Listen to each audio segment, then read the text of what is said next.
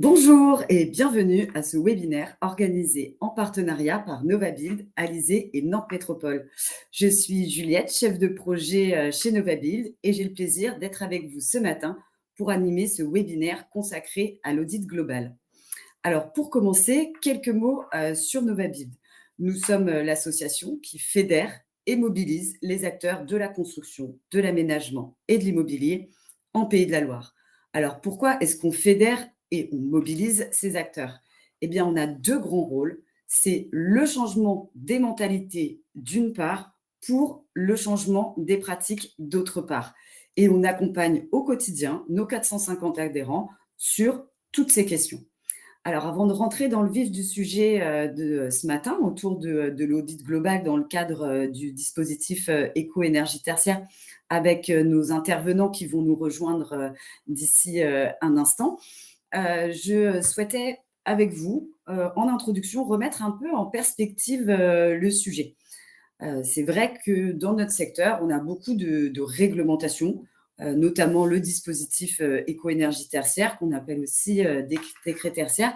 Et parfois, en fait, ces différentes réglementations, elles peuvent être vécues comme des contraintes. Or, nous, chez Novabuild, au contraire, on y voit une opportunité et il nous semble intéressant et important de voir le sens, en fait, qu'on peut mettre derrière ces réglementations afin de ne plus les subir. Et nous, chez Novabuild, sur cette question de la rénovation, on y voit une nouvelle philosophie. C'est pour ça que nous, on appelle ça faire avec l'existant, c'est comme vous pouvez voir derrière moi, plutôt que dire tout simplement favoriser la rénovation.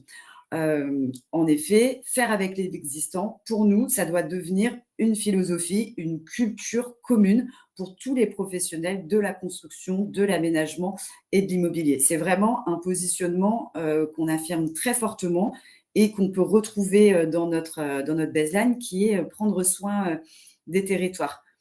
Pour nous, faire évoluer nos pratiques pour une transformation de nos territoires, c'est avant tout prendre en compte le déjà là. Il faut arrêter d'être dans l'air de remplacer tout le temps l'existant par du neuf. On doit transformer, adapter l'existant pour quelque chose de nouveau, mais tout en conservant les traces de l'ancien. Et c'est là où on va aborder toutes les questions en lien avec les notions de changement d'usage, de surélévation, d'extension. En fait, c'est tout ce qui va accroître, au final, la valeur d'usage de l'ouvrage. Un deuxième point qui nous semble important à évoquer, c'est la durabilité des ouvrages. C'est-à-dire qu'on va remettre au centre peut-être quelque chose qui a été un peu négligé, on va dire, ces dernières années, c'est la gestion et l'exploitation des bâtiments. Et c'est vraiment là l'avenir de la maîtrise d'ouvrage. Et ce n'est pas pour rien d'ailleurs que c'est un peu le cœur du dispositif éco-énergie tertiaire. En effet, ça va nous obliger à explorer aussi de nouvelles organisations autour de l'économie de la fonctionnalité, où finalement on va venir réinterroger la notion même de propriété au profit plutôt d'un service rendu.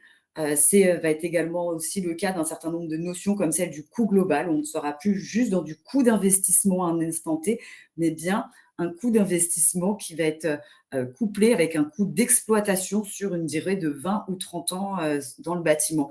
Et que ce soit l'économie de la fonctionnalité ou le coût global, certains d'entre vous en entendent sans doute parler depuis longtemps, ça ne doit plus être des chimères aujourd'hui, mais bien des réalités. Le troisième point qui nous paraît important chez Novabuild sur cette question de faire avec l'existant, c'est bien évidemment la massification de la rénovation.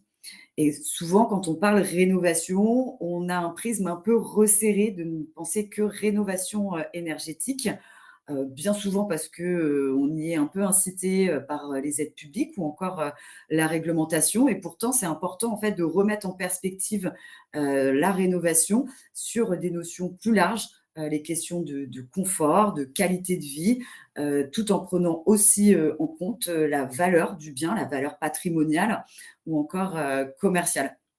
Donc, massifier la rénovation, ce n'est pas uniquement une réduction drastique des consommations énergétiques, comme ce qui est demandé dans le dispositif éco-énergie tertiaire.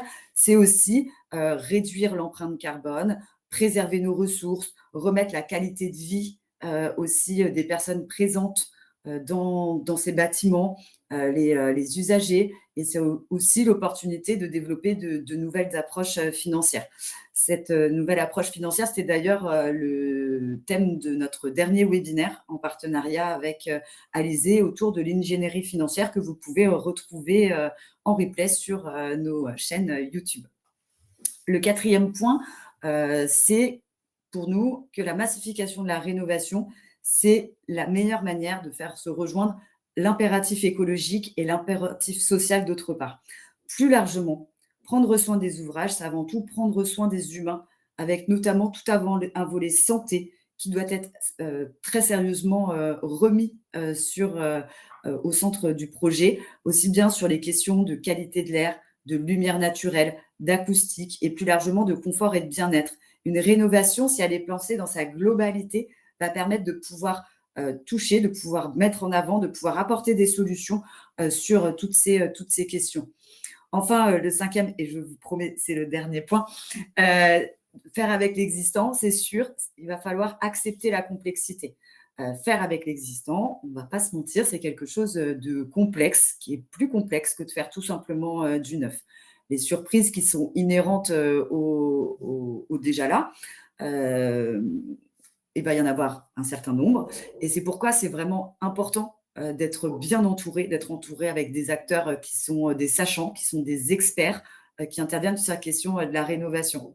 Et pour ça, en fait, on a la chance, en région Pays de la Loire, d'avoir à la fois un réseau d'acteurs compétents et engagés qui peuvent vous accompagner, maître d'ouvrage, dans vos projets. Et ça va être notamment le cas de deux de nos intervenants qui vont nous rejoindre dans quelques minutes. Et c'est aussi le soutien de collectivités comme Nantes Métropole, qu'on tient à remercier ce matin, qui soutiennent en fait les maîtrises d'ouvrage via des structures d'accompagnement comme Novabuild ou Alizé. Ensemble, avec l'association Alizé, on développe un programme d'accompagnement des assujettis aux décrets tertiaires et aux maîtrises d'ouvrage plus petites aussi, dans la mise en place de leurs projets de rénovation avec des webinaires comme celui de ce matin, mais aussi des ateliers, des animations sur les zones d'activité ou encore un accompagnement individuel qui est neutre, et gratuit si besoin. D'ailleurs, c'est l'occasion pour moi de faire le petit coup de pub pour notre prochain atelier qui aura lieu le 4 décembre et dont la thématique sera bâtir son plan d'action dans la lignée de ce qu'impose le dispositif éco-énergie tertiaire. Une fois qu'on a rempli Opéra, qu'on a défini ses objectifs, il faut maintenant bâtir son plan d'action. Et donc, on vous propose une matinée pour y réfléchir ensemble. Pour revenir à notre webinaire de ce matin, on va tenter avec vous et nos intervenants d'apporter un éclairage sur l'audit global, qui est une étape clé pour votre rénovation, pour qu'elle soit à la fois cohérente et performante.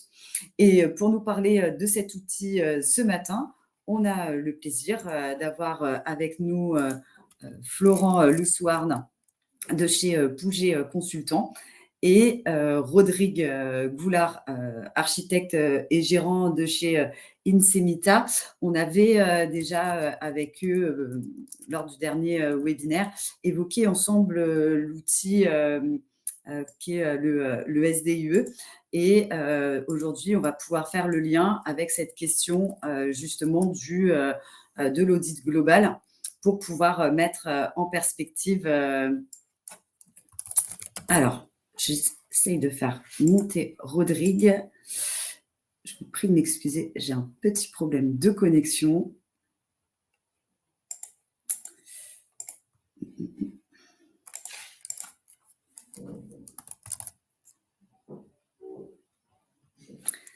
Alors, ça devrait se régler dans un instant.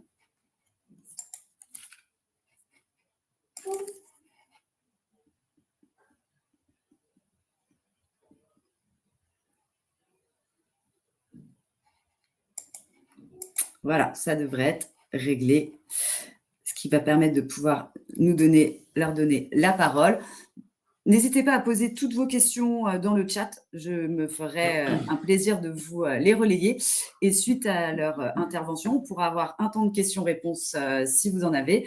Et dans un deuxième temps, on sera ravis de pouvoir accueillir Emmanuel Jousmet, qui est dirigeant et directeur de mission dans l'entreprise Nepsio et qui nous fera part de sa propre expérience en tant que maître d'ouvrage de bâtiments tertiaires, ayant été accompagné sur cette audit globale. Mais tout de suite, donc sans plus attendre, messieurs, je vous passe la parole maintenant que les problèmes de connexion sont réglés. Je crois, Florent, que c'est toi qui commences et je vais mettre tout de suite ton support à l'écran. Ouais, merci. Tout le monde, tu m'entends, Juliette, c'est bon? C'est parfait. C'est parfait. Bonjour tout le monde. Donc, Florent Lousselin du bureau d'études Pouget Consultant pour participer à ce webinaire intéressant et merci encore à Novabuild de nous avoir proposé d'intervenir. Pouget Consultant, on est un bureau d'études dédié à l'aspect environnemental dans les bâtiments. On existe depuis un petit peu plus de 40 ans, une centaine de personnes. Et nos différentes activités sont structurées sur toute la chaîne de valeur d'un projet qu'on peut rencontrer, c'est-à-dire de la recherche et développement très en amont, du conseil, de l'AMO, de la formation et évidemment de la maîtrise d'œuvre et du suivi de performance après travaux sur différentes implantations un petit peu partout en France. Petite anecdote qui peut avoir son importance par rapport au sujet du jour, l'ensemble de nos agences ont été rénovées avec des normes bioclimatiques, basse consommation, donc on s'est appliqué humblement à nous-mêmes ce qu'on va discuter aujourd'hui, donc on a pu essuyer les plates et rencontrer nous-mêmes les freins techniques, financiers, les questions qu'on se pose quand on est maître d'ouvrage et qu'on veut rénover ses locaux. Et petite anecdote également, l'architecte de ce projet était Rodrigue Goulard qui participe également à ce webinaire. Concrètement, quelles sont les questions qu'on nous pose quand des maîtres d'ouvrage viennent nous voir et nous demandent de faire un audit? Des questions de bon sens, comme l'aurait fait bonne mère, bon père de famille pour entretenir son patrimoine. Quelles sont les obligations auxquelles je dois répondre? Comment entretenir et valoriser mon patrimoine? Comment maîtriser mes charges énergétiques, le confort de mes occupants, mes salariés? Ah, je vois dans le chat, Juliette, qu'il y a des gens qui ne m'entendent pas. Est-ce que vous pouvez nous dire si vous entendez ou pas Florent? Parce que alors moi, je l'entends très bien. Donc, non, c'est bon. Oui, A priori, ça a l'air de ok. fonctionner. D'accord. Pierre, Je continue, peut-être les personnes voilà, pourront voir si leur... Ok. ça marche. Voilà, donc des questions de bon sens, comment améliorer le confort en hiver, en été, la qualité d'air, et puis surtout, évidemment, combien ça coûte, quel est le temps de retour sur investissement, quelles sont les aides et financements possibles. Donc c'est ça auquel doit répondre humblement l'audit. Ce qui fait qu'on se pose de plus en plus la question, c'est qu'il y a d'abord des obligations qui petit à petit resserrent les taux au sujet de la rénovation énergétique dans le tertiaire. Alors, il y a déjà eu des webinaires très complets sur tous ces sujets, donc je les rebalaye rapidement, mais le décret éco-énergie tertiaire, un tout bâtiment de plus de 1000 m² tertiaire est assujetti à cette obligation qui oblige à déclarer l'état de référence du bâtiment, son état existant. Normalement, c'était à faire à septembre 2022. Si ce n'est pas fait, n'hésitez pas à vous renseigner, c'est encore le temps de le faire. Et puis, il y a des jalons dans le temps qui seront 2030, 2040, 2050. L'État va relever les compteurs sur cette plateforme sur laquelle vous devez vous déclarer et vous devrez avoir atteint certains seuils d'économie d'énergie. Un autre décret qui fait parler de plus en plus pour les grosses installations de chauffage, de climatisation, il y a une obligation de piloter les installations pour s'assurer que la régulation est au rendez-vous. Et plus récemment, une loi pour l'accélération des énergies renouvelables qui demande de faire une étude de potentiel à partir d'une certaine taille de mètres carrés de votre toiture et de votre parking compris. Et si cette étude de potentiel relève un potentiel avéré en termes de panneaux solaires ou de végétalisation, vous avez l'obligation de le mettre en œuvre, sauf approuvé d'une dérogation technique qui fait que l'intervention n'est pas adaptée sur votre site. Donc voilà, une série d'obligations qui petit à petit quand même resserrent les taux pour se poser de plus en plus la question de la rénovation. Évidemment, les obligations, ce n'est pas ça qui donne envie d'y aller, c'est plutôt ce qui est incitatif. Il y a des aides et des subventions qui existent. Là encore, il y avait eu un très bon webinaire organisé par Novabuild et puis Alizé. Donc, je ne vais pas faire de redite, mais sachez qu'il existe des subventions pour les études et les travaux au niveau national et au niveau local. Faut voir ces subventions comme la cerise sur le gâteau qui va encore plus vous convaincre d'y aller. Il ne faut pas non plus s'attendre à des choses très significatives, mais comme un plus. Et puis, il y a des dispositifs qui essayent de cadrer le contenu des audits pour qu'il soit le plus utile dans l'aide à la décision. Parmi ceux qui existent, on peut citer le cahier des charges de l'ADEME et de la BPI pour l'audit énergétique des bâtiments tertiaires. Et puis, il y a un cahier des charges qui a été mis en place par le dispositif ACTE, qui va un peu plus loin que l'audit énergétique et pousse vers l'audit global. On va en parler tout à l'heure. Pour l'instant, ACTE concerne uniquement des bâtiments publics, mais bon nombre de réflexions pourront se dupliquer au tertiaire. Et il y a déjà des réflexions pour essayer de dupliquer ce dispositif et les subventions d'audit associées pour les maîtres d'ouvrage privés. Voilà. Donc, en résumé, l'audit énergétique, là encore, il y a eu quand même beaucoup de webinaires sur le sujet, donc je fais une synthèse. J'ai pour habitude de dire que l'audit énergétique, c'est comme une valse, il y a 3 temps. Il y a un premier temps où on va faire un état des lieux de votre bâtiment, on va récolter beaucoup de données, à commencer par les plans. Si vous ne les avez pas, n'hésitez pas à en faire, c'est très précieux pour la qualité des travaux et bien préciser l'économie du projet. On fait des visites, on fait des instrumentations sur site pour venir objectiver réellement la performance du bâtiment. Et une fois qu'on a toutes ces données d'état des lieux, on rentre au bureau, on fait nos simulations énergétiques pour estimer l'état existant, mais aussi les préconisations qui sont adaptées à votre bâtiment et les gains énergétiques associés, les gains énergétiques, environnementaux et les estimations financières, évidemment. Une fois qu'on a toutes ces données, eh bien, on les agrège à 2 niveaux. Un premier niveau qui est souvent un peu détaillé, j'ai pour habitude d'appeler ça des tableaux Excel d'ingénieurs, puisqu'on vous doit aussi de la transparence dans la qualité de l'étude qui est transmise. Donc, il y a un premier niveau de rendu qui est assez détaillé pour étayer nos hypothèses. Ce qui sert beaucoup plus à prendre la décision, c'est la version simplifiée de notre rendu, une synthèse qui là vient vraiment synthétiser les critères d'aide à la décision, le confort thermique, l'hiver, la qualité d'air, les gains énergétiques et l'estimation des coûts de travaux qui permettent vraiment, qui visent en tout cas à aider les propriétaires à y voir plus clair et à poser une feuille de route dans le temps en une ou plusieurs étapes. Une fois qu'on s'est dit ça, en fait, dans les premiers coups d'essai que Pouget ont fait là sur du tertiaire, notamment du tertiaire privé, où les maîtres d'ouvrage, les clients sont souvent seuls pour prendre leurs décisions, n'ont pas souvent le temps nécessaire pour se poser, on retrouve dans l'audit énergétique les mêmes limites que ce qu'on a retrouvé il y a 15 ans quand on a abordé le sujet de la rénovation en copropriété de logement et qui aujourd'hui a abouti à une conclusion. L'audit énergétique seul ne permet pas de répondre à toutes les questions que j'ai évoquées en amont. L'audit énergétique et l'énergéticien, on va définir l'état énergétique existant, le cap pour améliorer le confort thermique, l'impact environnemental, mais on va être beaucoup plus limité quand il va falloir conforter les prix sur l'enveloppe. Ça, c'est le dialogue avec l'architecte qui permet d'être sûr qu'on vous oriente vers les bonnes décisions au niveau de l'enveloppe du bâtiment, les murs, les fenêtres, et qu'on conforte les prix dès le début.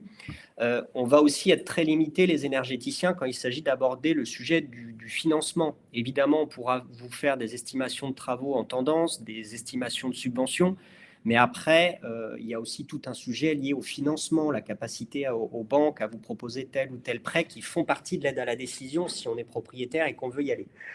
Donc, c'était exactement le même sujet il y a 15 ans en copropriété de logement. Certes, les solutions techniques ne sont pas les mêmes si on veut rénover du tertiaire. L'aide à la décision n'est pas la même entre une AG de copropriété de logement et un propriétaire tertiaire, mais on retrouve la même logique d'aller vers un audit global pour répondre à toutes vos questions et d'avoir dès le début l'architecte, l'ingénieur environnement et l'ingénieur financier pour vous faire une feuille de route globale. Et en logement, ça a fonctionné puisque aujourd'hui, de l'audit énergétique qui était obligatoire en 2012, on est passé au DTG, diagnostic technique global, qui a vraiment fait ses preuves en AG et apporte une vision complète pour permettre de se lancer dans les travaux. Aujourd'hui, de nombreux acteurs commencent à évoquer cette même logique pour aller vers la même chose sur les audits tertiaires. Et je vous parlais tout à l'heure du cahier des charges acté en bâtiment public qui commence déjà à aller vers cette logique-là et demande d'aller plus loin que le simple aspect énergétique. Donc voilà pour cette logique qu'on verra tout à l'heure et notamment en témoignage d'un audit énergétique seul, quels étaient les avantages, mais aussi les freins et les questions qui restent en suspens pour aller vraiment à l'essentiel. Et puis, qu'est-ce qui se passe après l'audit? Il faut avoir en tête que, sauf si les travaux sont très mesurés, ou là, vous pouvez peut-être aller seul avec des entreprises, très souvent, Après l'audit, qui est la première phase, eh ben, il y a une phase de maîtrise d'œuvre où on précise les travaux, on fait une consultation d'entreprise parce que c'est un métier d'analyser et de négocier avec les entreprises. On suit les travaux et surtout, on anticipe le plus possible dès en amont la phase d'exploitation-maintenance qui va durer 20 ans. Quand on fait une réhabilitation globale, on se dit que c'est pour 20 ans. Donc, il faut absolument aussi intégrer la vision du mainteneur dès le début. Et ça, c'est le rôle aussi de la maîtrise d'œuvre, d'aller vers tout ça. Donc voilà, j'espère ne pas avoir été trop long. Voilà pour l'introduction, l'audit énergétique et l'intérêt d'intégrer l'architecte, à qui je laisse la parole, Rodrigo. Merci beaucoup, Florent. C'était parfait d'un point de vue timing. J'en profite pour m'excuser. J'ai un problème de connexion ce matin. Ça tombe jamais très, très bien, qui est un peu instable, mais on fait avec. Rodrigue, je vais te mettre ton support à l'écran. Et puis, on se donne max une dizaine de minutes.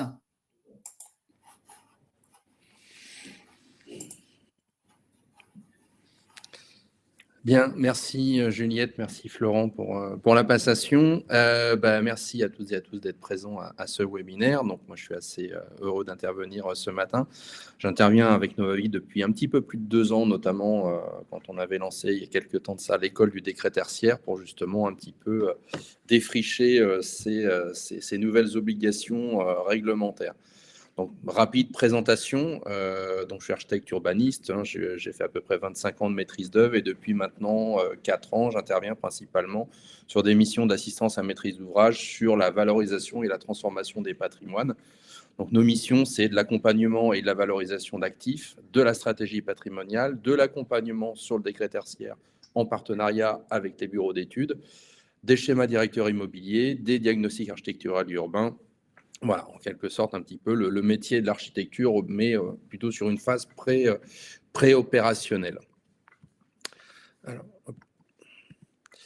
Donc, quelques acronymes, j'avais mis les mêmes un petit peu acronymes, j'en ai rajouté un, désolé pour le petit décalage entre les schémas directeurs immobilier, directeur énergétique, immobilier et énergétique.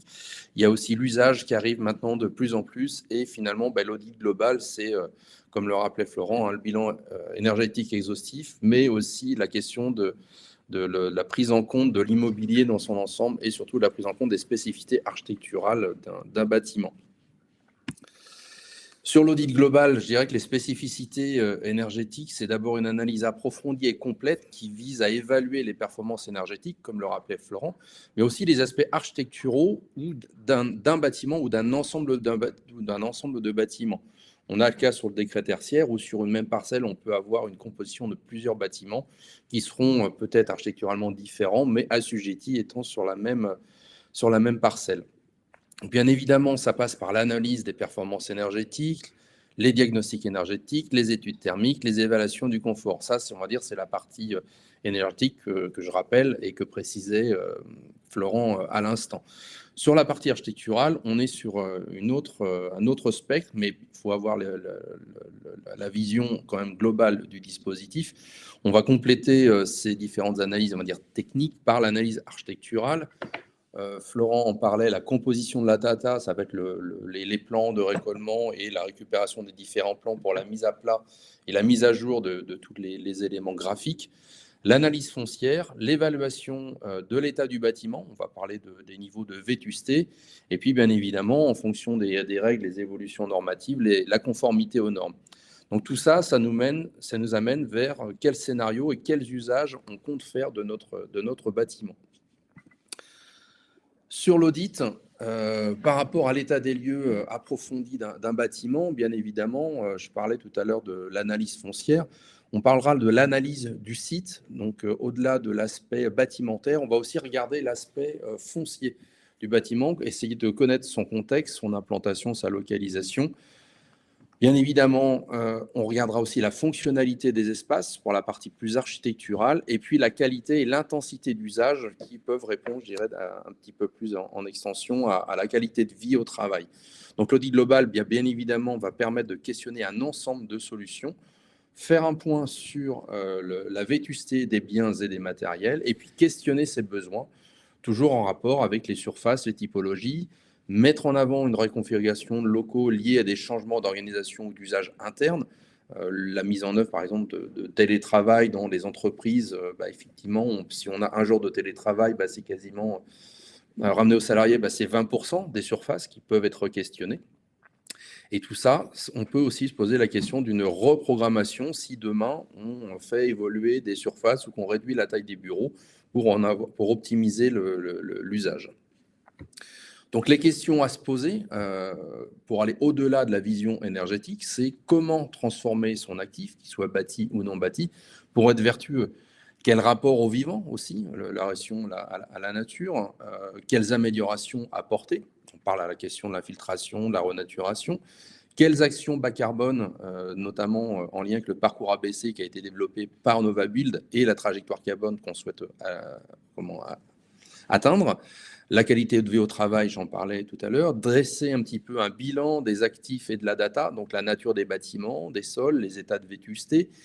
Réaliser aussi, ça c'est ce qu'on fait régulièrement dans nos missions, la cartographie des inconforts. Donc on fait un retour utilisateur sur pièce par pièce en disant ce qui va pas et qu'est-ce qu'on peut améliorer au-delà de l'aspect, on va dire, énergétique. On parlera d'ergonomie d'espace. Le bilan des diagnostics, s'ils ont été faits, s'ils n'ont pas été faits, ça permet aussi de remettre à plat un certain nombre d'obligations réglementaires et puis aussi, dans le cadre de plans pluriannuels de travaux, de mettre en perspective le gros entretien maintenance des ouvrages et puis de recenser, comme le rappelait, les obligations réglementaires, que ce soit le décret BAX, le dispositif éco-énergie ou les obligations solaires. Donc tout ça, les questions à se poser, bien évidemment, c'est l'audit global. Et pour aller ensuite un peu plus loin, c'est comment on passe de l'audit global au schéma directeur immobilier énergétique sur lequel on était déjà intervenu pour mettre un petit peu en perspective un plan pluriannuel de travaux et de manière à atteindre les objectifs déterminés. Ce qui est assez important dans l'audit global aussi, c'est ce que j'appelle l'arbre de décision et la chronologie. C'est-à-dire que quand on a, à l'issue de son audit, une fois qu'on s'est bien posé toutes ces questions, l'audit il va permettre d'arbitrer si je dois conserver mon bien, céder mon bien, ou dans le cas contraire, s'il y a eu un audit global sur un bâtiment que je projette d'acheter, est-ce que je dois acquérir ou non un bien? Ça me permettra de savoir s'il a des capacités à muter. Donc je pense évidemment aux foncières et aux gens qui ont des actifs immobiliers qui ensuite font les travaux et les louent, de savoir sur quels biens ils doivent porter leurs attentions, sur quels biens vont être mutables plus ou moins facilement.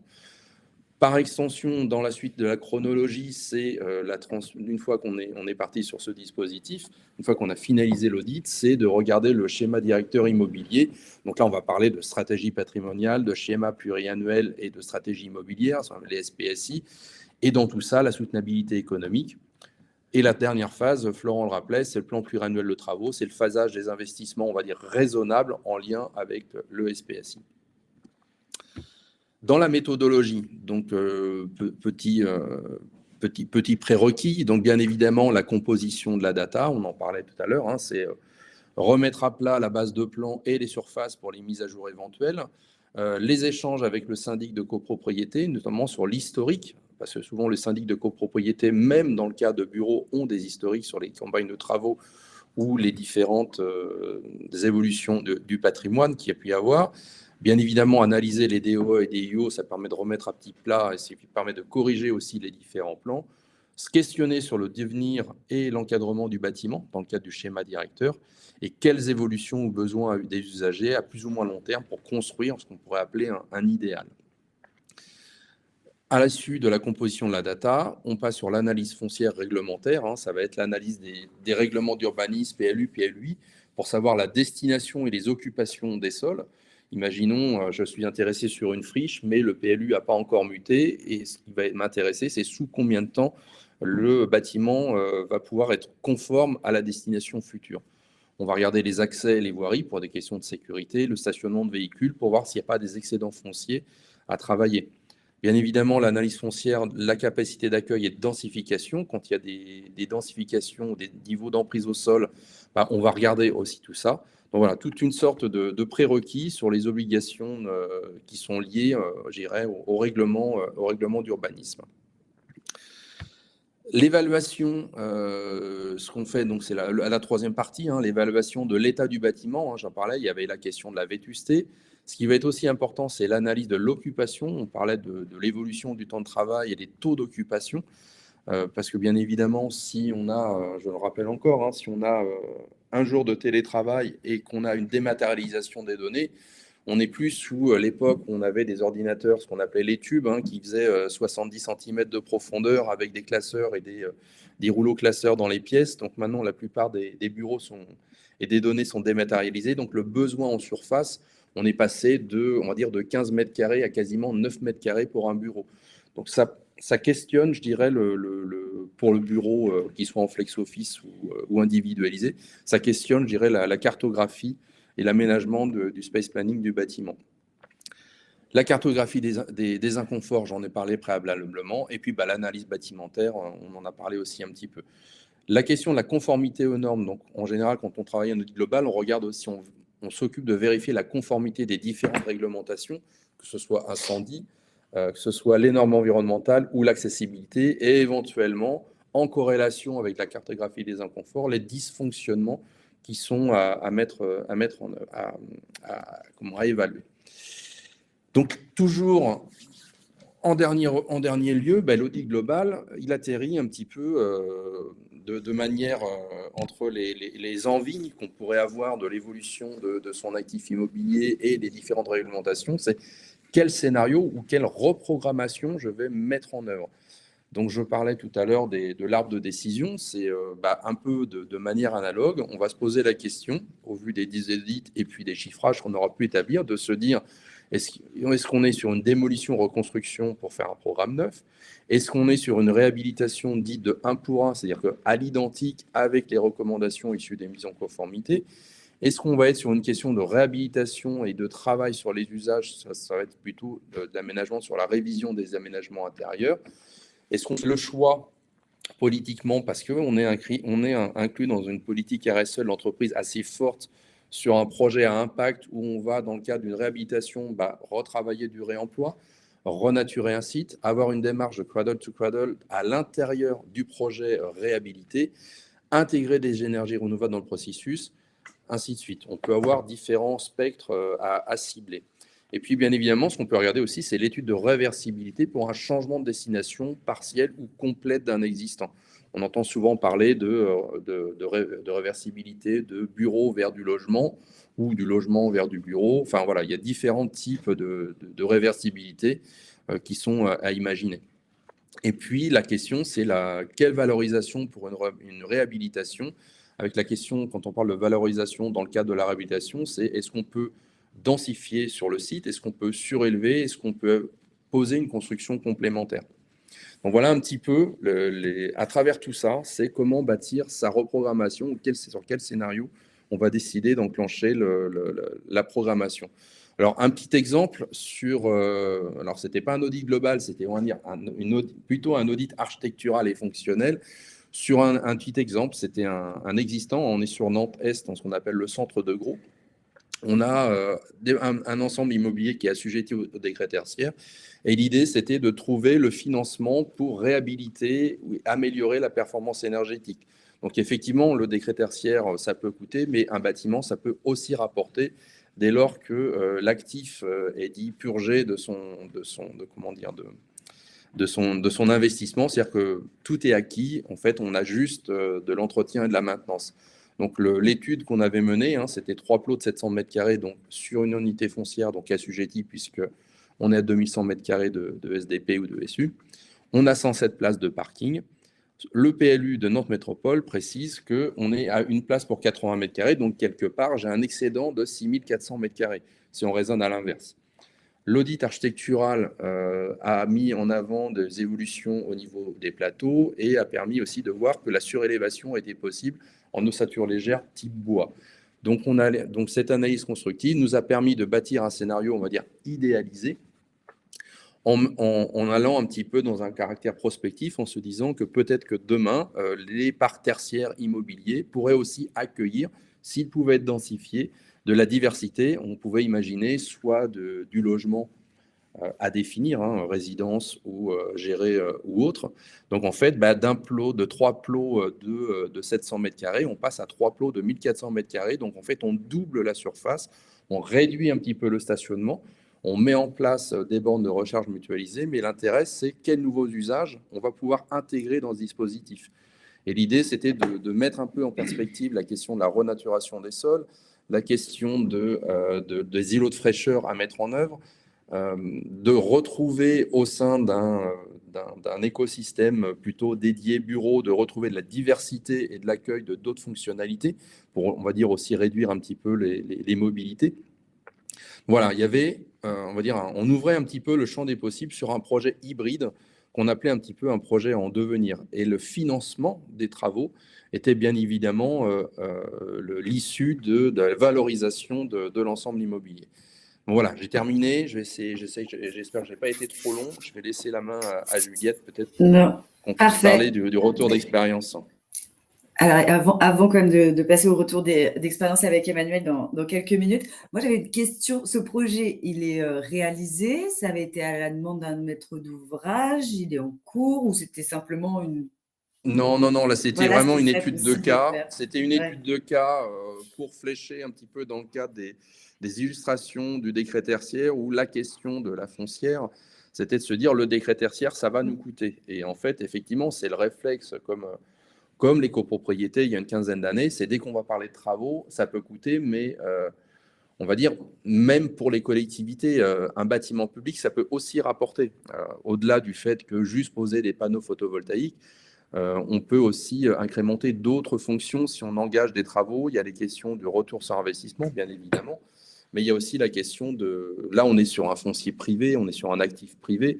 Donc la question de se dire, une fois que j'ai fini de payer mes bâtiments, et de toute façon, je vais devoir faire des gros entretiens maintenance, quitte à faire des travaux, sur quoi ça peut déboucher. Quand on connaît aussi l'évolution locative du bureau, on sait qu'à peu près tous les 7 ans, une entreprise qui est en location va déménager parce que elle va avoir de la croissance, elle va avoir des évolutions du nombre de salariés. Et en fait, dire qu'on peut finalement rester sur le même site, ça a aussi un intérêt. C'est-à-dire qu'on va aussi limiter, je dirais, les audits en interne en se posant la question, si on déménage, on va où? Parce que bien évidemment, un peu comme au restaurant, hein, quand on déjeune, on a ce qu'on appelle la commensalité, on prend des habitudes. Quand on a son bureau dans un secteur à l'est de Nantes, si demain on doit habiter quelque part, on va plutôt regarder à habiter vers l'est de Nantes. Si on déménage à l'ouest d'une métropole, ça peut poser des problèmes pour les différents, je dirais, salariés d'une entreprise. Donc, en fait, l'idée, c'est d'essayer de trouver des réponses sur ces bâtiments. Et on peut aussi, il y a la question du phasage, il y a d'autres problématiques qui se posent, mais ce cas était vraiment un cas d'école pour démontrer aux propriétaires qu'il y avait des leviers d'action pour valoriser. Je prends souvent l'exemple, ça existe déjà pour le logement, hein, quand on a un ravalement de façade où on doit, dans une copro, changer tout un organe technique, ça a un coût. Mais on va regarder, ça se fait d'ailleurs, hein, il y a des entreprises spécialisées sur Paris qui s'appellent UpFactor, je crois, qui regardent la potentialité de surélever. Et en fait, c'est les droits, on vend les droits à construire pour financer la rénovation. On est un peu dans cet esprit. Ouais, ils sont pas que sur Paris, puisque Factor réalise aussi actuellement un certain nombre d'études sur Nantes Métropole. D'une part sur un territoire pour faire des tests justement sur le potentiel de surélévation de Nantes Métropole à la demande de Nantes Métropole, mais aussi sur le patrimoine de Nantes Métropole Habitat, comme bailleur. Donc c'est des sujets effectivement qui sont vastes, mais voilà. C'est souvent complexe là aussi. Il y a Angéline qui rebondit sur ce que tu viens de dire en disant ok, la valorisation, ça s'entend sur des secteurs tendus, sous-entendu Nantes Métropole, mais par contre, quid sur des secteurs qui le sont moins, ou justement peut-être que le foncier a un prix moins attractif.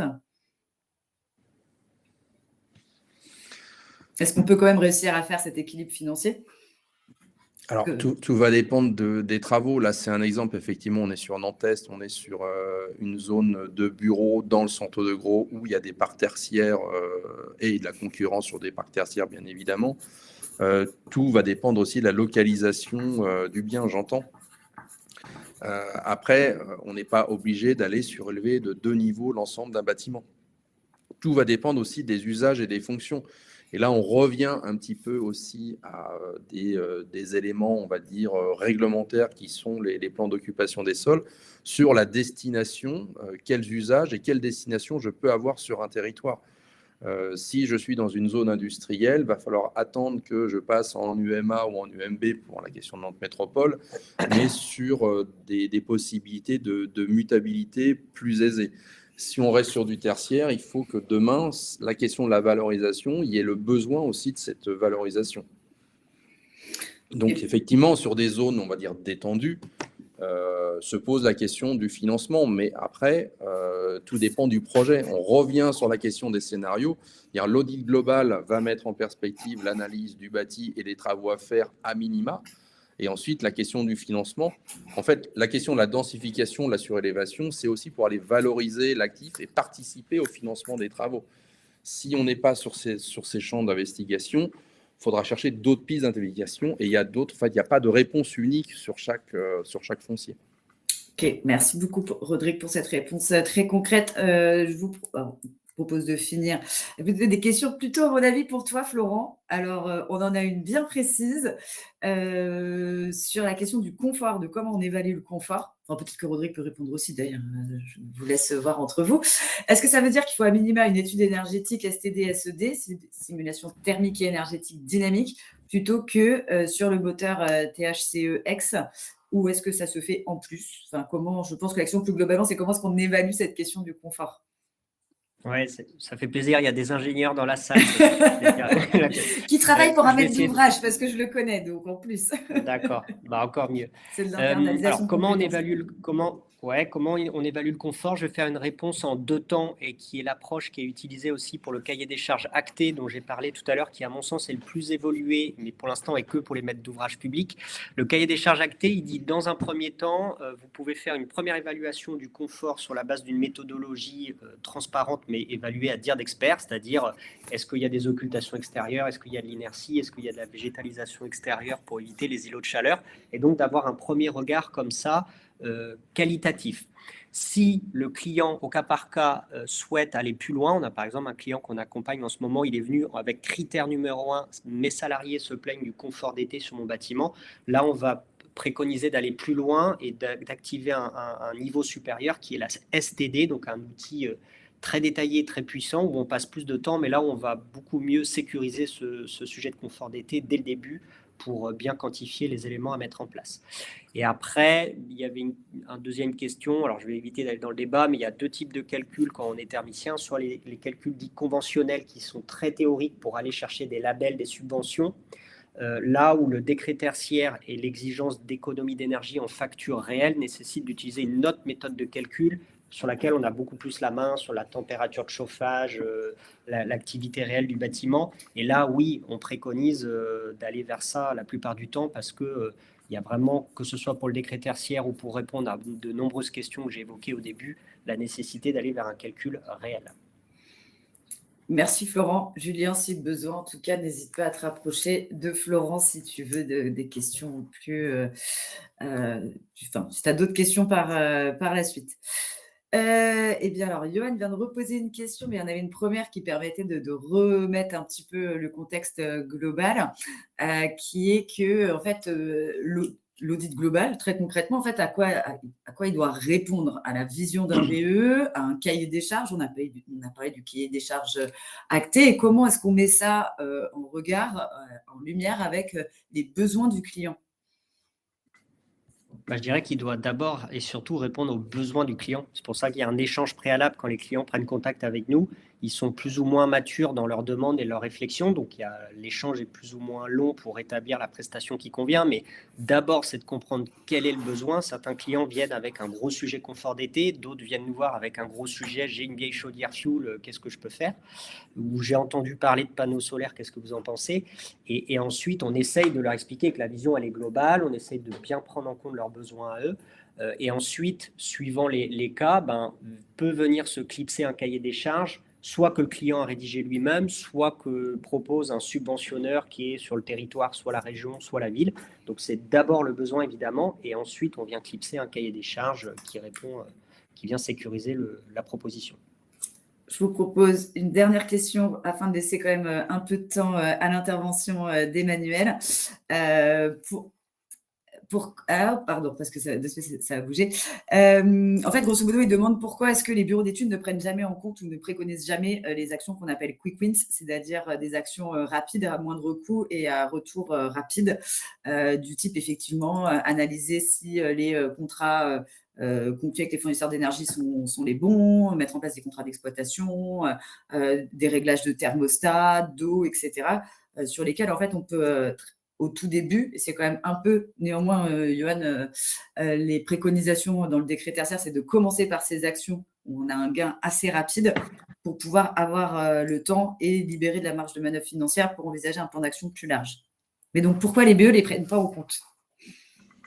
Je ne sais pas. Ils sont à prendre en compte. C'est dans le cahier des charges actives. C'est peut-être la vision là qui est peut-être issue de quelques retours d'expérience. J'espère que la vision globale du marché n'est pas là. Mais comme tu l'as très bien dit, Juliette, ça fait partie des sujets qu'il faut regarder. Et en général, que ce soit l'analyse des contrats d'énergie, contrats de maintenance, les quick wins, c'est des petites actions qui ne demandent pas beaucoup d'investissement et qui permettent de réduire tout de suite la facture en attendant de faire des études de maîtrise d'œuvre, monter les plans de financement qui sont là dans des réflexions à plus long terme. Mais ça fait partie du gisement, donc il faut les étudier.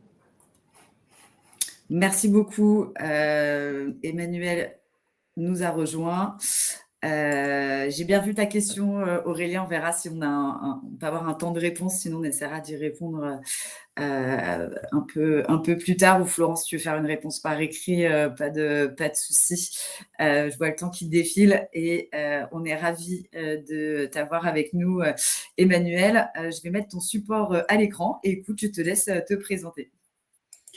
Eh bien, merci beaucoup. Ravi aussi d'être là pour témoigner donc de mon retour d'expérience en tant que chef d'entreprise pour un bâtiment qu'on a acquis en 2021. Je vais aller un petit peu plus rapidement sur la partie introduction de présentation de qui nous sommes, puisque même si ça a un élément peut-être qui rejoint cette approche globale, nous, on a un cabinet de conseil en organisation, en fonctionnement. Et donc, on travaille pour de nombreux acteurs sur le territoire du Grand Ouest qui nous ont amenés par le passé à aussi identifier des sujets autour des thématiques immobilières. Et c'est dans ce cadre-là que j'ai pu avoir ce travail mené au sein de nos propres locaux, de notre siège social sur Nantes, sur lequel je vais vous partager aujourd'hui les éléments. Puisque dans le cadre de nos travaux, on regarde beaucoup, nous, les sujets autour de la stratégie, de l'optimisation des pratiques, la partie data qui a été aussi évoquée beaucoup par Rodrigue. Et donc, il y a pas mal de choses, en fait, que j'ai pu retravailler au sein du cabinet pour appréhender ma réflexion globale sur l'évolution de notre bâtiment. Donc ça, je vous laisserai regarder un peu plus avant qui nous sommes côté Nepsio, si ça intéresse certaines et certains, puisque nous intervenons aussi public et privé. Donc ça a aussi des vertus. Et sur la partie financement, gros point qui a été mis en avant, nous, on intervient aussi pour les mutualistes du territoire. Et je tiens à souligner que c'est vrai que beaucoup de projets liés à de la rénovation bâtimentaire globale ne pourra pas se faire sans l'intervention de nos partenaires bancaires. C'est vraiment eux qui sont souvent aussi un point d'ancrage essentiel. Donc, ils ont lancé pas mal de dispositifs pour aider les décideurs à avoir les bons moyens de ces ambitions aussi sur la partie rénovation bâtimentaire, réduction des émissions de gaz à effet de serre, etc. Mais c'est un sujet vraiment global à appréhender. Et le fait que nous, côté Neptune, on soit en interaction avec tous ces acteurs-là, ça nous a beaucoup facilité la vie dans le cadre de notre projet, notre réflexion. Donc, si je rentre un peu concrètement dans le sujet, historiquement, on était dans des bureaux acquis en 2015 d'une centaine de mètres carrés. Et puis, post-Covid, contrairement à beaucoup d'acteurs, moi, j'ai fait le choix de vouloir partir sur des bâtiments plus grands parce que j'estimais que c'était important pour les collaborateurs et pour nos clients d'avoir des bonnes conditions de travail, des bonnes conditions de réception. Nos pratiques aussi évoluaient beaucoup. Donc, il était intéressant de réfléchir différemment. Et donc, on est arrivé dans un nouveau bâtiment d'un peu plus de 520 mètres carrés sur 2 étages, donc qui est en limite de la zone Nantes Est et qui bénéficie, vous voyez sur le côté gauche, d'un petit espace vert déjà, mais tout le reste en fait de notre foncier est bitumé en place de parking, enfin était bitumé en place de parking, et ça m'a amené pas mal de réflexions par rapport à ça. Donc, assez rapidement, on s'est rendu compte qu'il y avait besoin forcément de revoir tout l'intérieur, puisque c'était un mode de fonctionnement. Je rejoins aussi ce qui était dit tout à l'heure sur les espaces de rangement, de classeurs, etc., puisque on avait auparavant un acteur du logement social qui était là et qui avait donc tout un rayonnage prévu. Donc, on a beaucoup retravaillé l'intérieur dans un premier temps dans une logique d'optimisation de nos espaces et on s'est vite retrouvé face à un certain nombre de problématiques liées notamment à des sujets d'isolation. C'est basique, mais c'est vrai que quand on veut changer par exemple le faux plafond parce qu'on veut mettre des dalles propres pour que ce soit plus agréable, qu'on change les luminaires par exemple, on se retrouve à découvrir le parpaing en direct au niveau du toit ou les bacs acier non isolés. Et c'est des choses qu'on n'a pas forcément imaginées au tout début. Et là où très vite, je m'étais dit, oui, il faut que le cadre à l'intérieur, on soit bien, le sujet de la coquille s'est posé. Alors, on était assez, nous, historiquement, dans une démarche RSE. Alors, c'est devenu maintenant quelque chose, heureusement, de très courant, mais il y avait pas mal de réflexions qu'on voulait porter à l'époque, déjà en 2021. Et autant, on a déjà fait pas mal de choses sur le réemploi des matériaux avec Vivolume, la structure qui nous a accompagnés, l'entreprise d'aménagement intérieur qui nous a accompagnés. Autant on s'est posé des grandes questions sur la partie énergétique aussi déjà, puisque dans ce bâtiment, historiquement, il y avait une pompe à chaleur extérieure, le bloc extérieur, mais il y avait aussi eu l'installation d'une chaudière toute neuve, chaudière à gaz. Et c'est vrai qu'avoir un double système d'alimentation sur la partie chaleur notamment, ça interrogeait pas mal. La clim, on se disait que c'était intéressant la pompe à chaleur, mais son côté réversible, on a tergiversé pour se dire si à l'époque on gardait ou pas la partie chaudière gaz à côté. Et assez paradoxalement, il y avait deux aspects. Un sujet économique, c'est-à-dire que démonter une structure gaz, ça coûte. Et deux, c'est vrai qu'en termes de sécurité d'approvisionnement ou de fonctionnement, on peut se dire que c'est toujours bien d'avoir un backup et qu'on peut avoir la chaudière gaz en soutien. Opérationnellement, l'hiver, c'est le gaz qui a tourné ces 2 premières années, les premiers hivers, parce que c'était plus efficace. Et malgré le coût de l'énergie, c'était quand même plus intéressant que le fonctionnement de la PAC. Mais on va le voir, c'est des choses qui, justement, quand un énergéticien vient nous donner des informations, on s'aperçoit d'un certain côté de la bêtise de l'approche aussi. Des fois, l'usage n'est pas forcément toujours très vertueux. Donc, on a fait avancer notre réflexion dans un temps 2, après avoir assumé le coût de l'aménagement intérieur, c'est de se dire qu'il fallait se projeter sur une gestion aussi de l'ensemble et de la coquille extérieure, parce qu'en fait, on avait un certain nombre de difficultés, notamment liées à la partie isolation. Et on a travaillé aussi sur différents aspects. Là, je mettais en avant la terrasse, puisque la partie îlot de chaleur qui était aussi évoquée par Rodrigue, pour nous, c'était un point sur la partie parking. On a remplacé une partie du parking par une terrasse bois végétalisée pour nous permettre en fait d'avoir un cadre aussi intéressant pour les collaborateurs. Sur la partie globale de la réflexion, en fait, on s'est pas mal documenté au départ, parce que c'était pour moi un élément, je ne suis pas du tout issu du métier du bâtiment, même si on a quelques connaissances, même si on a quelques retours d'expérience de ci, de là, on écoute. Moi, j'ai eu le plaisir et puis la chance, et merci Novabuild notamment d'avoir organisé un certain nombre de temps forts auxquels j'ai pu participer et me documenter. Et puis, il y a aussi l'association Alizé que tu as évoqué, Juliette, Sylvain Groseille, qui est venu dans nos locaux voir comment nous fonctionnons et quelles étaient les premières pistes en fait de réflexion à avoir dans le cadre d'une réflexion un peu plus globale justement déjà à l'époque. Et on s'est aussi rapproché de Solutions Éco pour avoir un certain nombre d'informations, notamment d'articulation aussi avec l'ADEME, pour avoir quelques éléments complémentaires.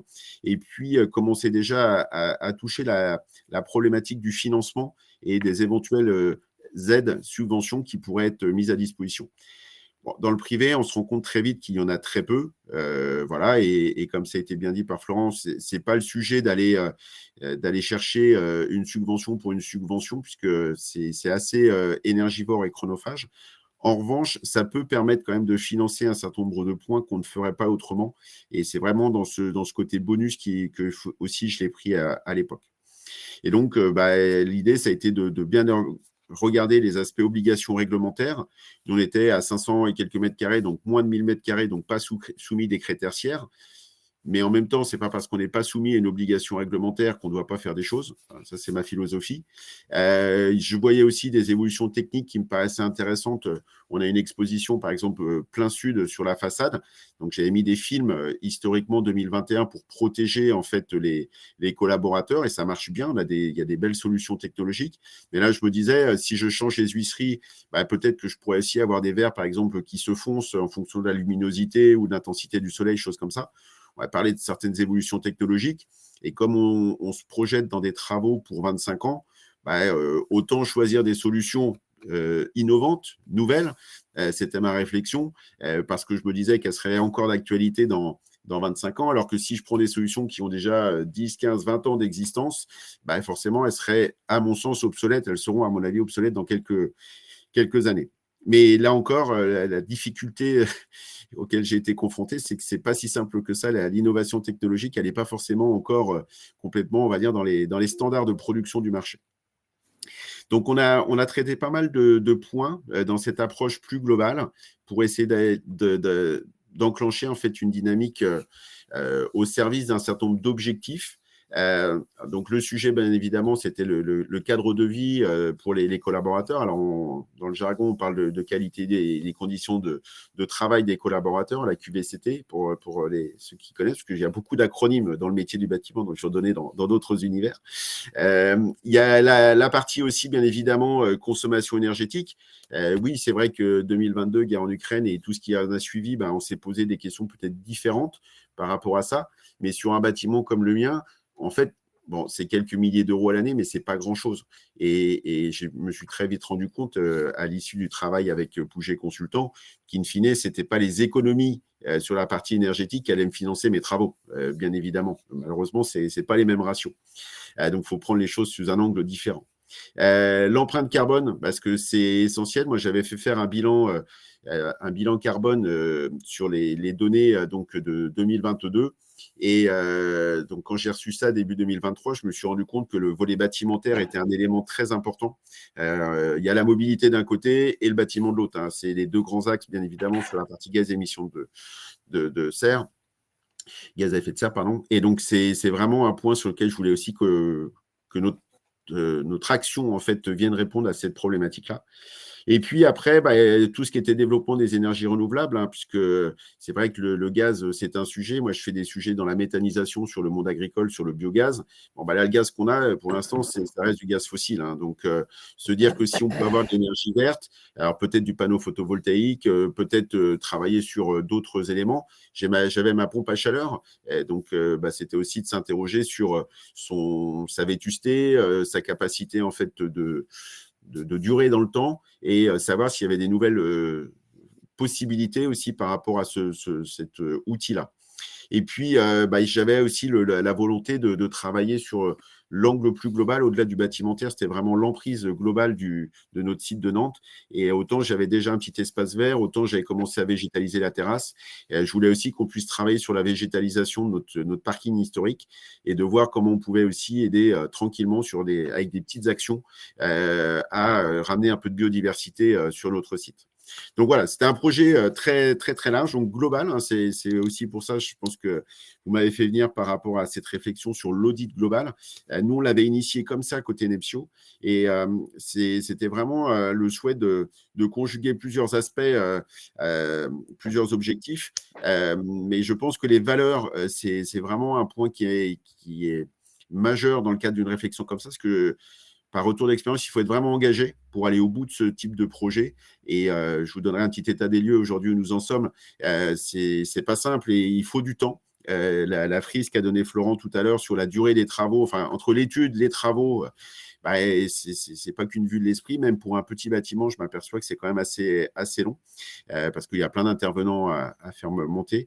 Et puis, la partie patrimoniale, c'est quelque chose qui me semblait aussi intéressant parce que mine de rien, avoir un outil de travail pour lequel on se pose plus de questions sur des problématiques de fonctionnement du quotidien, parce qu'on a fait une belle revue à un moment, c'est aussi très intéressant et facilitant pour un chef d'entreprise comme moi.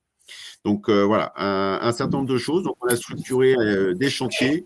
Emmanuel, je te propose juste de Ouais. passer quand même assez rapidement tes dernières slides, justement, pour pouvoir expliquer où est-ce que vous en êtes aujourd'hui dans la réalité. Enfin, Ouais, ça marche. merci. Donc sur la partie chantier, donc on a structuré pas mal d'items, l'amélioration énergétique du bâtiment d'un côté, la production d'énergie renouvelable de l'autre et la partie environnementale, et puis le sujet financement, parce que sans celui-ci, il ne peut pas se passer grand-chose forcément souvent. Donc on a structuré assez classiquement, puisque c'est notre métier de gestion de projet, un calendrier, plein de chantiers, plein de timing. C'était initié donc la réflexion 2023, une réalisation avec les travaux, la sélection de projets consultants en décembre dernier, et donc la restitution de l'étude sur le printemps. Et là, on a engagé donc dès à présent un certain nombre d'actions qui nous permettent en fait d'y voir plus clair, et surtout de se dire qu'on rentre dans une phase de transformation intéressante. Donc là, Florent en a déjà parlé, donc je reste pas trop sur cette partie-là, tous les items qui nous sont donnés dans le rapport d'étude, mais très intéressant. Nous, on s'est lancé donc suite aux différentes préconisations et échanges avec Pouget, puisque là, on a vraiment challengé comme on dit, le good, le best et le better. Et c'est vrai que côté cabinet, naturellement, il y a tout ce qui pourrait être fait. Et puis, très vite, on arrive à une réalité opérationnelle, économique, qui fait que il faut être aussi quand même raisonnable, même si on a des engagements, même si on a une bonne motivation, puisqu'on peut avoir des ROI qui dépassent allègrement les dizaines d'années. Et donc, si on veut rester dans la fourchette de la vingtaine d'années pour reprendre aussi par rapport à l'exploitation, on est obligé de faire des choix. Donc, nous, on a fait le choix, bien évidemment, de la partie changement des huisseries avec des arbitrages aussi très forts sur des éléments. Donc, je parlais de l'intensité lumineuse et puis la gestion de la chaleur. On a aussi pris en compte à cette occasion-là un certain nombre d'éléments liés à la sécurité. Par exemple, on a un rez-de-chaussée, donc malheureusement potentiellement accessible pour certaines personnes mal intentionnées. Donc, comment on a des éléments de fermeture qui soient plus adaptés, plus sécurisants, avec des volets roulants, le cas échéant, pour certaines parties qui sont plus, on va dire, qui sont moins visibles et donc plus facilement choisis par des personnes mal intentionnées. Ce qui vient aussi d'ailleurs permettre de traiter un certain nombre de sujets liés à l'isolation thermique en même temps, puisque c'est face nord, donc c'est pas mal d'avoir aussi cette double, on va dire, isolation. On a lancé aussi, donc là, c'est Atlantique Ouverture sur la partie menuiserie qui va nous accompagner, donc un acteur qui est aussi d'ailleurs engagé sur la partie RSE. Et avec le DG, là, on a essayé de travailler sur un phasage aussi et un accompagnement pour pouvoir travailler en site occupé, parce que c'est aussi une problématique quand on est forcément dans une entreprise. On a besoin de continuer à faire travailler les équipes, et l'idée, c'est pas de les renvoyer chez eux, même si le télétravail, ça existe effectivement, le travail à distance. L'idée, c'est bien quand même qu'on puisse se retrouver pour travailler ensemble au bureau. Donc ça va être opérationnel. On va avoir le remplacement de nos huisseries au mois de janvier. Donc ça va être une grosse étape. Et puis après, sur l'ensemble des autres items, la partie toiture, par exemple, l'isolation du toit, l'étanchéité, parce qu'il faut le traiter en même temps que la réflexion autour des panneaux photovoltaïques qu'on pourrait mettre sur notre toit terrasse, ça engendre beaucoup d'échanges avec les acteurs du métier, qui ne sont pas d'ailleurs les mêmes corps de métier, donc il faut articuler tout ça. C'est pas toujours simple. Ça nous a amené à un sujet aussi sur une étude de structure qu'on va devoir réaliser pour mener à bien nos travaux. Et donc, ça décale un certain nombre de nos réalisations. Et ça rejoint, là encore, ce qui était dit tout à l'heure sur le fait que c'est un projet au long cours. Donc, c'est un projet forcément qui est énergivore, mais ça amène quand même beaucoup de satisfaction parce qu'on voit que les étapes s'enchaînent. On voit surtout le retour sur investissement par rapport à une trajectoire et des objectifs qu'on s'était fixés. Ça vient complètement correspondre à nos attentes. Et il y a quelques éléments qui nous semblaient intéressants là sur le support pour aider aussi à avoir donc une réalisation qui soit conforme aux attentes, et notamment les choix des partenaires. C'est vraiment quelque chose qui est très important. Avec des partenaires, j'insiste sur le terme de disponible, parce qu'on a besoin de beaucoup d'allers-retours sur ces longues semaines, longs mois d'échanges, qui nous permettent d'avancer et d'arriver aux arbitrages qui étaient évoqués aussi par Rodrigue. Donc, voilà les différents éléments. Je vous ai fait une petite plaque à la fin où je remets un petit peu tous les éléments en global. Mais c'est un beau projet. C'est quelque chose qui est engageant. Les équipes le reçoivent très bien. Il faut juste penser à elles aussi dans la communication au fil des travaux, parce que des fois, on est pris, nous, dans nos sujets. Mais eux, ils ne voient pas je dirais tout ce côté-là des échanges, des travaux qui sont faits. Et puis, à la fin, on anticipe déjà là, un certain nombre de choses sur la GTB ou différents éléments où il faudra aussi les former, les informer sur comment utiliser en fait ces nouveaux outils qui seront mis à disposition dans le bâtiment. Voilà assez rapidement, j'espère, mon petit retour d'expérience à mon échelle. Merci beaucoup, Emmanuel. On vous invite, si vous avez des questions, je vous propose qu'on se donne encore 5 minutes. Si vous avez des questions, à les poser dans le chat pour Emmanuel. Merci en tout cas, c'est quand même un très très bel exemple. J'ai envie de dire, on est parti vraiment du côté un peu macro avec mon introduction très conceptuelle pour arriver sur des choses plus théoriques avec Florent et Rodrigue et arriver vraiment sur finalement l'application concrète, qu'est-ce que ça donne dans la vraie vie. C'est quoi c'est pas un long fleuve tranquille, on le voit, un projet de rénovation et néanmoins, on voit aussi la satisfaction que ça peut apporter. On voit aussi l'importance de l'écosystème des acteurs parce que c'est vrai que on se le disait en préparant, ça fait sourire et on retrouve des noms qu'on connaît, des adhérents, des personnes qu'on croise aussi dans d'autres programmes très, très engagés sur toutes ces questions. Ça fait plaisir. J'en profite, Sylvain l'a rappelé, Sylvain Groseille d'Alizé l'a rappelé dans le chat, effectivement, que ce soit Novaville ou Alizé, on propose aux entreprises tertiaires qui peuvent se sentir un peu perdues avec des maîtres d'ouvrage qui ne sont pas du secteur. On peut comprendre que tout ça soit un peu obscur entre toutes nos acronymes et exigences diverses et variées. Il ne faut pas hésiter à nous contacter. Moi, j'avais une question parce qu'effectivement, Emmanuel, c'est important, comme tu disais, le fait que les usagers soient vraiment clairement associés déjà parce que subir des travaux, c'est pas toujours très évident. Et puis, l'idée, c'est quand même d'améliorer leur qualité de vie au bureau. Et donc, comment est-ce que vous les associez? Et quand il y a des arbitrages à faire, parce qu'on voit bien, il y a le projet idéal, pays des bisounours, budget nos limites. Puis bon, à un moment donné, on est quand même rattrapé aussi par la réalité des choses. Il y a des arbitrages à faire, à prendre. Ces arbitrages, est-ce que vous, justement, vous associez vos collaborateurs sur ces prises de décision pour que le projet devienne le projet de tout le monde? Alors, sur un certain nombre d'items, bien évidemment, ça fait partie des éléments qui sont importants. Donc, notamment sur le confort dans les différentes pièces, sur la partie aussi espace vert en extérieur. Je parlais de la terrasse tout à l'heure. Et puis après, prendre en compte un certain nombre de thématiques, notamment sur la partie, comment dirais-je, plutôt isolation, vitrage, etc. Là, il y a eu des choses qui ont été partagées. Après, sur les aspects budgétaires, bien évidemment, eux, c'est pas, je dirais, leur sujet en tant que tel. Hein. Ils sont vigilants forcément à la bonne santé financière de l'entreprise, mais ils font véritablement confiance sur cette partie-là. Donc, c'est vrai que c'est toujours un élément entre les échanges qu'on peut avoir sur les besoins, les usages et les attentes de leur côté, et puis les décisions qu'en tant que dirigeant, on doit prendre là-dessus. Après, aujourd'hui, comme il y avait un alignement des planètes complètes entre eux et moi, je veux dire, sur ces parties-là, ça s'est fait très, très naturellement dans le cadre de nos réunions de restitution mensuelles. Voilà. Moi, j'étais accompagné par Antoine, donc, qui est un alternant, un bachelor sur la partie développement durable, au sein du cabinet. Et il servait aussi de courroie de transmission avec l'équipe par rapport à ça sur un certain nombre de points. Donc, c'est vrai que c'était intéressant d'être aussi dans cette logique de partage avec les équipes. Merci Emmanuel.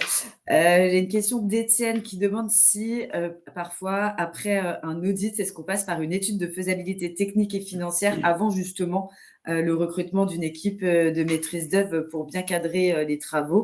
Et si c'est le cas, est-ce qu'il existe des ressources documentaires pour aider et accompagner à la rédaction du cahier des charges de cette étude de faisabilité?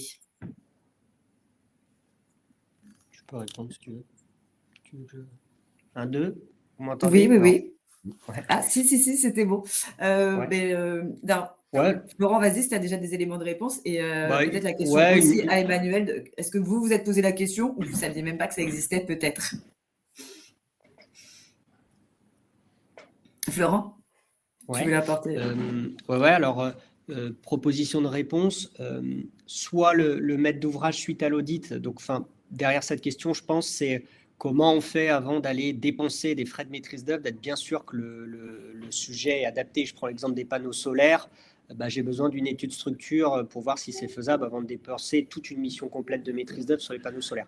Un premier moyen de répondre à cette question, si elle est bien comprise, c'est de se dire que l'équipe de maîtrise d'œuvre elle a une phase d'avant-projet qui a vocation à faire, entre guillemets, cette étude de faisabilité. Et enfin, de ce qu'on appelle de l'avant-projet, c'est souvent ce qu'on appelle la phase d'APD. On se remet autour de la table et on dit qu'est-ce qui est retenu ou pas suite aux pré-études avant de débouler sur le reste du projet.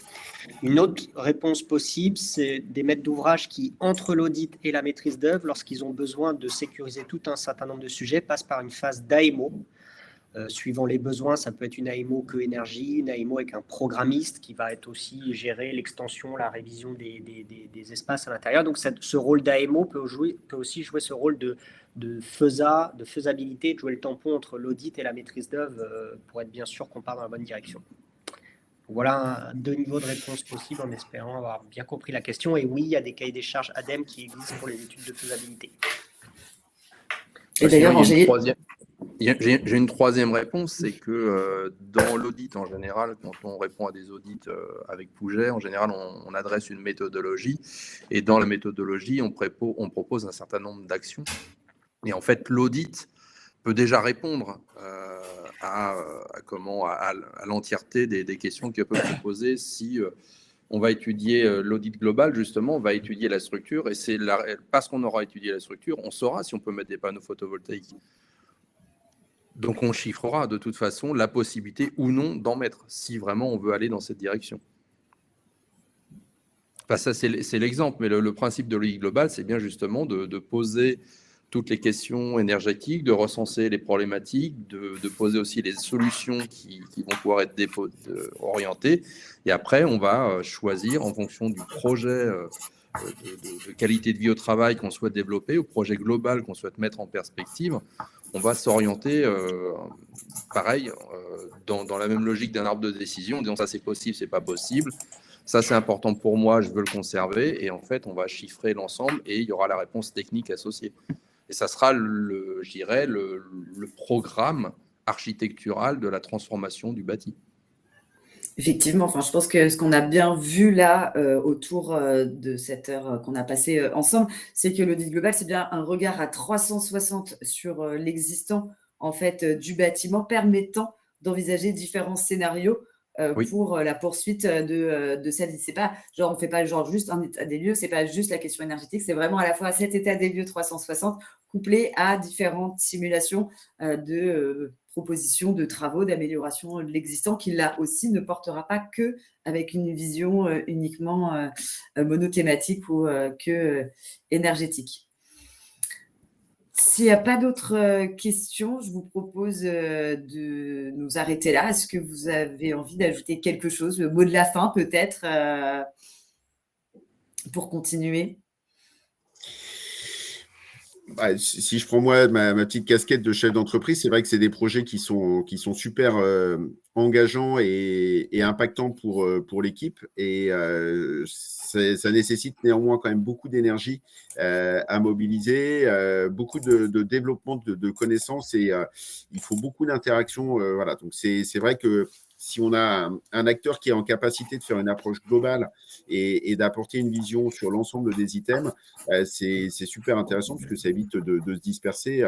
On se retrouve sinon avec très vite 5-7 interlocuteurs de structures différentes à devoir contacter pour faire des devis, des sollicitations. Et puis tous se raccrochent. Par exemple, sur la partie photovoltaïque, entre l'étanchéité, l'isolation, donc le poids que ça peut générer, relever les accrotaires et éventuellement derrière le poids des PV selon le dimensionnement des PV, etc. Enfin, on voit bien qu'il y a plein de corps de métier qui interviennent et c'est bien d'avoir une personne, une structure qui puisse coordonner tout ça. C'est vraiment quelque chose qui est important. Puis aussi un appui pour le maître d'ouvrage quand il se sent complètement perdu, ça peut permettre effectivement de rassurer. Je ne sais pas, Florent, Rodrigue, vous voulez ajouter quelque chose?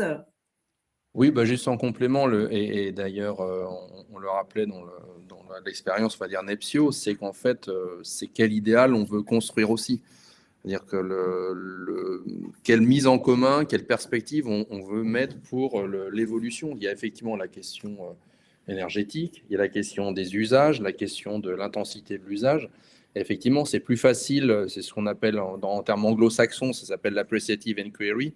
C'est plutôt que de répondre à un problème, c'est bâtir un idéal. Donc on est plutôt dans ces logiques de qu'est-ce que je dois mettre en perspective pour bâtir mon idéal. Et c'est toujours plus intéressant parce que quand on fait intervenir tous les collaborateurs en disant moi, mon bureau, j'envisage comme ça, ou je trouve qu'il n'y a pas assez de nature, ou je pense que tous ces stationnements, on pourrait peut-être décrouter pour renaturer le site, pour amener plus de biodiversité. En fait, c'est un peu, enfin, l'AMO, dans le cadre des missions qu'on peut faire, on est là pour, on va dire, construire le programme du futur de ce bâtiment. Il y a effectivement le spectre énergétique, mais il y a aussi le spectre environnemental, le spectre.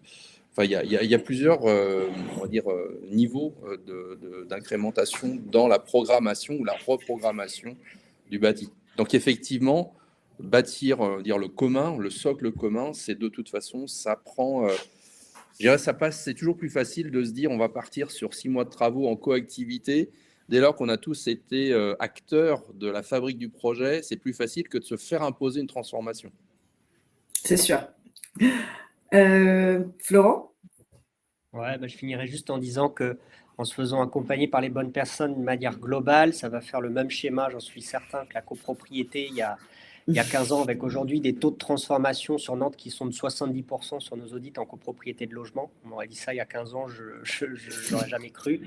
Et en fait, si je devais résumer, il faut vraiment aller voir tout cela comme des opportunités de répondre à des questions et des contraintes que se posent les propriétaires plutôt que la contrainte réglementaire ou la contrainte de l'investissement. Et comme le disait Emmanuel, après, il y a des choix à faire qui se font naturellement, souvent sur l'économie de projet, mais c'est une opportunité pour le confort des salariés, pour l'impact environnemental et pour autres d'aller réfléchir, en tout cas de manière globale. On ne perd rien à y réfléchir. Merci beaucoup et merci en tout cas, Florent, pour cet espoir que tu nous donnes avec ces bonnes nouvelles sur les copropriétés, parce que pour avoir travaillé un peu sur le sujet, je sais à quel point c'est extrêmement compliqué et complexe de voir que ça bouge. Effectivement, ça fait plaisir. Pour finir, effectivement, rappeler que, à juste titre, Angéline nous le marquait dans le chat, mais il faut bien penser bâtiment et environnement et aménagement extérieur. Le bâtiment ne vit pas tout seul, voilà, perdu au plein milieu de l'espace-temps. Il y a bien toute la question, mais en fait, ça a été très bien dit dans ta démonstration, Rodrigue, sur le cas théorique de Nantes, mais Emmanuel, toi aussi, qui a les parkings, les espaces verts, la gestion de l'eau. Il y a effectivement toutes ces questions de ne pas couper le bâtiment de son environnement extérieur, la gestion des espaces verts, etc. Merci beaucoup. Donc, prochain rendez-vous sur toute cette question de la rénovation du tertiaire, ça sera le 4 décembre en présentiel à Nantes avec l'atelier Bâtir son plan d'action. Et puis, qui sait, peut-être qu'on va commencer à réfléchir à un troisième volet. Parce que j'ai bien compris, on a fait le webinaire sur le SDIE, on a fait ce webinaire sur l'audit global. Je vous ai mis les liens d'ailleurs vers les replays dans le chat. Et donc, si j'ai bien suivi la présentation d'aujourd'hui, le prochain, on le fait sur le plan pluriannuel de travaux. C'est ça. Et comme ça, on aura fait toutes les étapes. Il n'y aura plus de raison de ne pas passer à l'action. Voilà, merci beaucoup. Bonne fin de journée et à bientôt. Merci beaucoup. Merci Juliette, merci Bonne à tous. journée, au revoir.